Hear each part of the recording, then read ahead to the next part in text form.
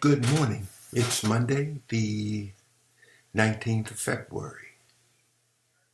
What does President's Day mean to this black man, the black blogger? Provoke thought Monday. Let's riff a little on my presidential facts this morning. In order of the C-SPAN ranking, Abraham Lincoln, George Washington, the Roosevelts, Franklin and Teddy, and Dwight Eisenhower are the top 5 presidents. I'll take a look at my rankings just a little bit later. Looking directly first at George Washington, the so-called father of democracy, he not only owned slaves, but he also believed that blacks were inferior in every way to any white man, no matter the standing of either man. The Constitution he was charged with upholding saw blacks simply as chattel to be used, sold, whipped, mistreated, and discarded once they had served their physical purposes. Black men, women, and babies were subject to horrid conditions for the benefit of their plantation masters. In my own personal survey, that will eliminate George Washington as being one of America's top 5 presidents. How can he be deemed worthy of greatness when he allowed such a heinous condition as slavery to not only survive, but indeed to prosper? And if you have a chance, read about the plight of his escaped slave owner Judge to get an idea of the personal vindictiveness of George Washington. We surely must ignore the so-called father presidents, John Adams, Thomas Jefferson, Monroe and Madison, Quincy Adams.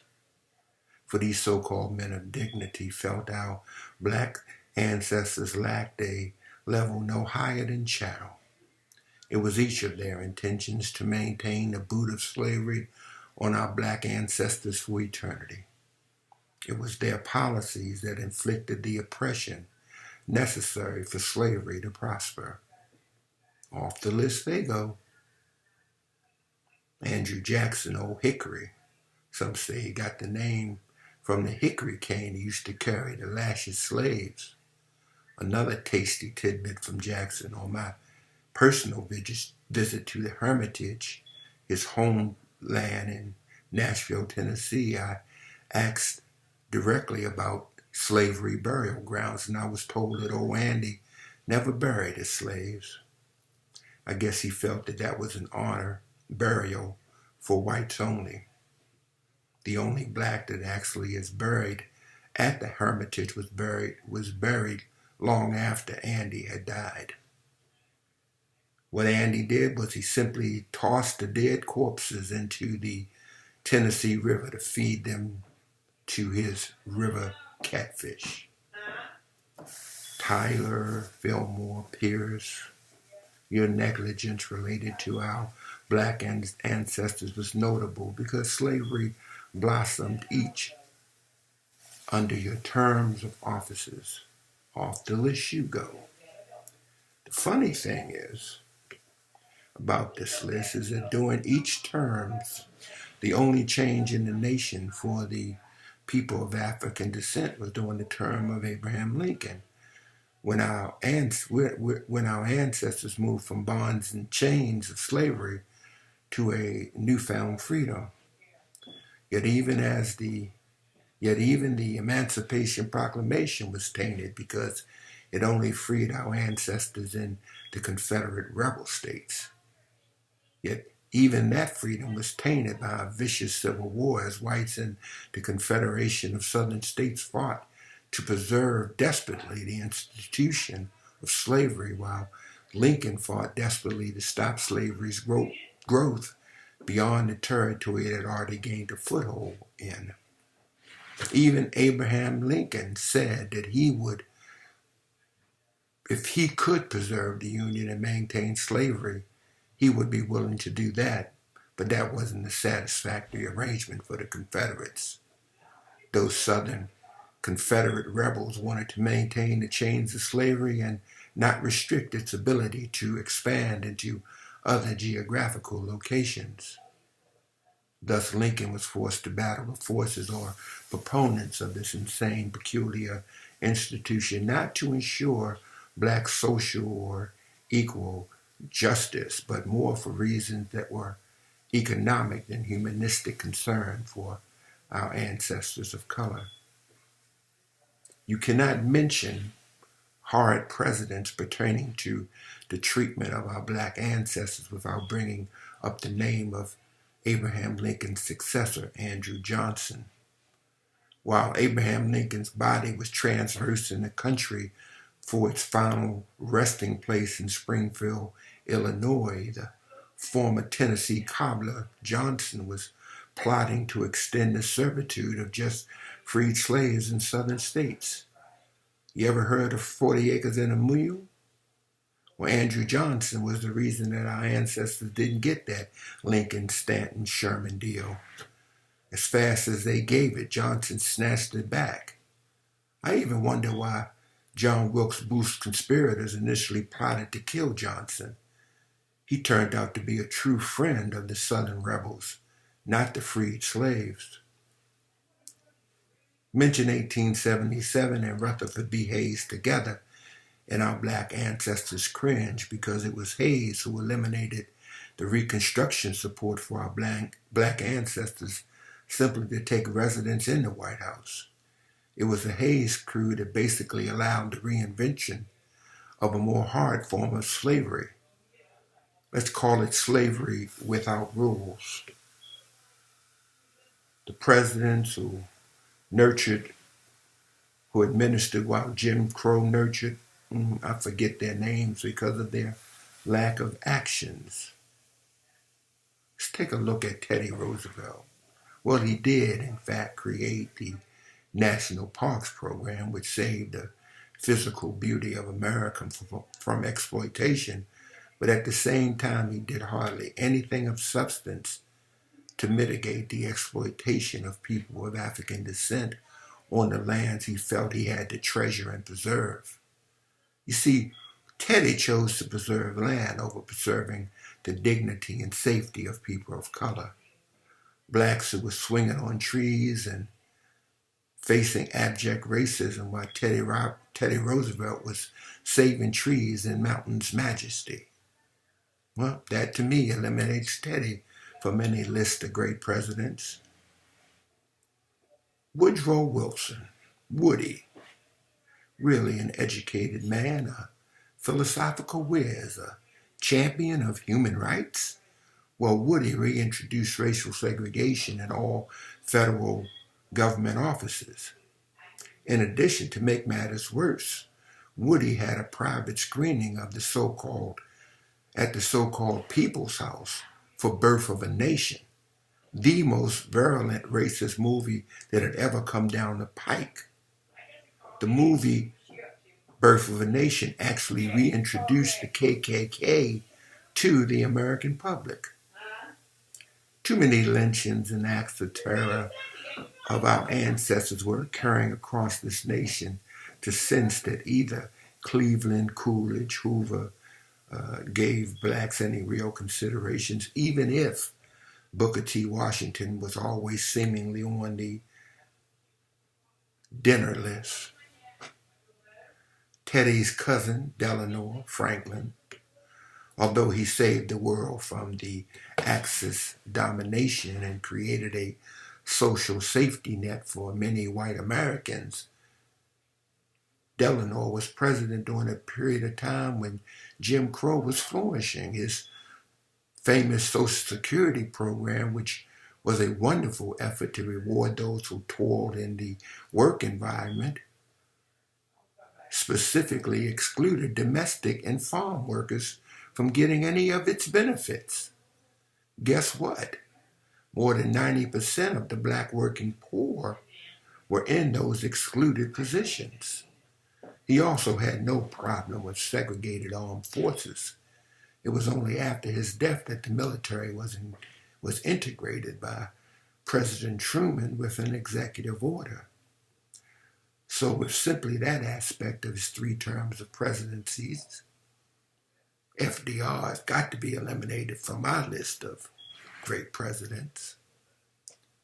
His predecessor, Harry S. Truman, was a president who integrated the armed forces with an executive order after the end of World War II. I believe it was in 1948. His presidency was also a period when the nation's sporting pastime, baseball, America's game, was integrated by Jackie Robinson. So you could say that in terms of significant progress, Truman's tenure of president was at least a period of some racial progress. Yet even in this period, the continued mass migration of Southern blacks away from Southern states showed that racial harmony was in no way on the decline. Still, I would assess Truman's presidency ahead of either Roosevelt's, Lincoln's, and definitely ahead of Washington. Yet Jim Crow was still a factor in terrorizing blacks throughout the country, and segregation was still significantly impeded black racial progress in almost every sector of this country. And Harry the Buck Stops Here Truman was not a man who seemed comfortable around people, especially people of color. Didn't he drop a bomb that started this age of world destruction? Now let's move on to one of the most tricky of presidents, Dwight David Eisenhower. Dwight Eisenhower was the chief commander of military forces for the Allies during World War II. Dwight Eisenhower also served in World War I. And in both those wars, the military was completely segregated. Yet you can say that Dwight worked for the country and he couldn't formulate policies. He could only command those policies that were in force. And even in Eisenhower's presidency, he did, in fact, nominate Chief Justice Earl Warren, whose Supreme Court ruled that separate but equal was not equal by any means. Thus it began the supposed elimination of the legality of segregation of public education facilities across the country. Eisenhower actually did send in troops to Little Rock, Arkansas to preserve the safety of those black students integrating a high school in that city. However, in many ways, President Eisenhower continued to keep his eyes shut to the abuses that blacks continue to suffer in other aspects of life in this country for people of African descent. So even though Eisenhower has Brown versus the Board of Education decision in his back pocket, I cannot place him as a race-worthy advocate for total equality for black persons in this nation. And although historians would like to say that Ike was number one on the list of racially progressive presidents, in the end, Ike was not as passionate about gaining civil rights for blacks because he didn't want little white girls violated by big Negro boys in schools.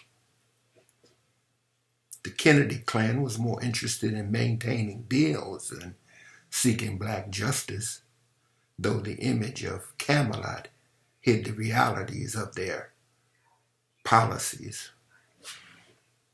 Prior to the passage of the Civil Rights and Voting Rights Bill of 1964 and 1965, can any president say, as Kanye West said so eloquently, really like black people? More often than not, it seemed that American presidents acted disturbed that black people were still an annoyance to American society. Now, had Lyndon Baines Johnson really sought to implement and expand the features of this groundbreaking legislation and not lost focus chasing down the brown enemy in Southeast Asia, maybe LBJ would have been known as a true supporter of black communities. However, way too many body bags of young black men came home from this mad adventure to be forgotten. LBJ lost his social conscious vision of a great society, and along with that, he lost the support of people of color. LBJ would have been placed on a pedestal for bringing social, legal, and economic equality to all peoples in this nation. However, you cannot forget that the laws were passed but never fully implemented because of the circumstances LBJ had created. He provided, as Dr. King said, a solution with a check marked insufficient funds. The presidencies of Nixon, Reagan, both Bushes and Clinton. Bush played president while thousands of our brothers and sisters clinged to life in New Orleans. He played war games looking for non-existent WMDs while body bags came rushing home after he declared mission accomplished. Clinton's term actually cemented the mass incarceration of men of color in this nation. The only two presidents who reached any level of action for people of color in this esteemed office, in my opinion, have been James Carter and Barack Obama, although both of these terms were severely hindered by the opposition support in engaging against any real methodology of actual change for total and economic social equality for black people. As we evaluate our black community's progress during the supposed righteous Obama presidency, we suffered a continual backslide, both economically and judiciously. Why? Simple. President Obama couldn't be perceived as being too black. So in essence, his blackness was throttled by a nation who felt we as a community, a black community, had truly overcome institutional racism with his election to the highest office in the land. In reality, the moneymakers controlled the message, and those moneymakers and black backbreakers continued to be white and racist. So while we were obligated as a race of people to dismiss President Obama's warts, we also had to accept the reality that even if things were worsening in our communities, we had to ignore those conditions in order to continue to provide maximum support for our guy. He was indeed, in the end, the guy of institutions that continued to laver our community in injustice. We did get the Martin Luther King Jr. Memorial, as well as that huge brown building on the mall. So I guess we better get over the depressed conditions of our schools and communities that were never fixed during his presidency. Now, seemingly, we have allowed a man of questionable values to hold this office supposedly destined for only men of greatness. We know that's a lie. 1 year into his term, he is dedicated to rolling back whatever freedoms and gains we as a people have fought so hard to secure.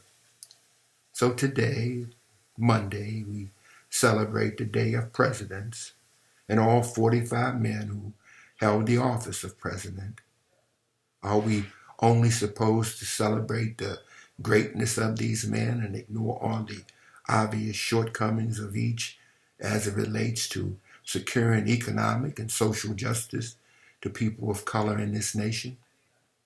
I specifically didn't mention the treatment of Native Americans because all of the earliest presidents were involved in the massacre of the red man in this nation. Today, especially this presidential Monday, we should be led by a president who seeks grounding for all of America's people. Solid grounding. In addition, the office of president should be a social bully pulpit of justice, not a presidential office that is the social media purveyor of hate. Tweet this, tweet that, tweet. It seems the latter is happening currently. My 5 presidents for black Americans, well, I can't get to 5. So I just say thank God for Barack Obama, who was vilified by many whites in America. He was mongrelized along with his wife Michelle and his 2 daughters.